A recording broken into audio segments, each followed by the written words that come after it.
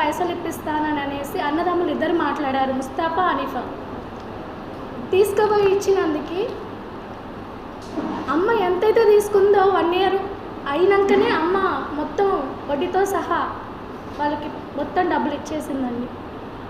తర్వాత ఏం జరిగిందంటే ఈ డబ్బులన్నీ తీసుకున్నాక కూడా ఆయన ఫస్ట్ ఎలక్షన్లో నిల్చోవాలా అని అనేసి మళ్ళా మా ప్రాపర్టీ కాగితాలే వాళ్ళ దగ్గర ఉంచి వాళ్ళ దగ్గర 8 లక్షలు తీసుకొని మమ్మల్ని మోసం చేయడం జరిగింది. తీరా మేము కాగితాలు అడగడానికి పోతే ఇప్పుడు లేవు, 2 రోజులు ఆగక్క, 2 రోజులు ఆగినాక ఇస్తాం మేము.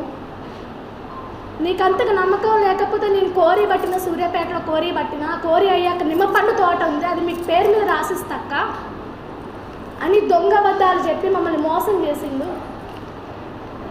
అంతకంటే మేము ఎస్సీలం కాబట్టి చాలా మేము మోసపోయి ఉన్నాం సార్.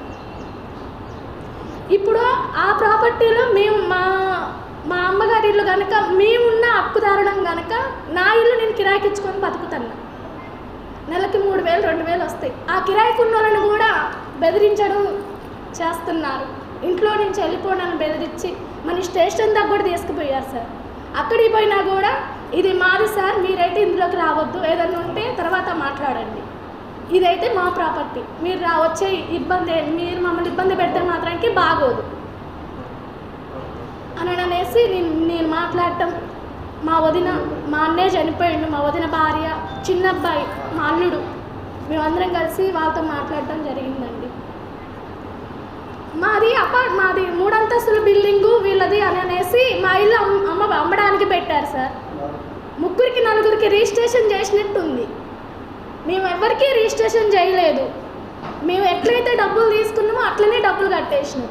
మరి మా పేపర్లు మాకు తెచ్చియండి అని అడుగుతానికి పోతే లేవు, మీ పేపర్లు మీరు మాకు అమ్మారు అని మాట్లాడుతున్నారు. వాళ్ళు ఏది మాట్లాడారు, ఎక్కడ మా భూమే, అల్లకి ఎవరు వచ్చే ఛాన్స్ నేను ఇయ్యను, వాళ్ళే రాని ఇంకెవరన్నా రాని, అల్ల నుంచి కదిలేదే లేదు. ఇంత కాడికి మమ్మల్ని రోడ్డు పాలు చేయాలనుకున్న హనీఫాకైనా ముస్తాఫాకైనా నేను చెప్పేది ఒక్కటే, ఆ భూమి నాది, ఆ ఇల్లు నాది, వచ్చే అర్హత ఎవరికి లేదాడ. నేను చెప్పదు ఇది. నేను ఎందుకు ఇంత కోపంతో మాట్లాడుతానంటే, నేను ఒక ఆడపిల్లని ఆయన కూడా చూడకోకుండా నా మీదకి జనాలు పంపిండు. మా అమ్మ యాక్సిడెంట్లో చనిపోయింది. మా అన్నయ్య కూడా బాగా కుమ్మి కూడా ఆయన ఇబ్బందులతోటి బాగా మానసిక వేదనతోటే చనిపోయింది సార్. వీళ్ళు చేయబట్టే దాంట్లోకి మాత్రానికి ఎవరు వచ్చే అర్హత లేదు వాళ్ళకి. ఇది సార్ నేను చెప్పాలనుకుంటున్నాను.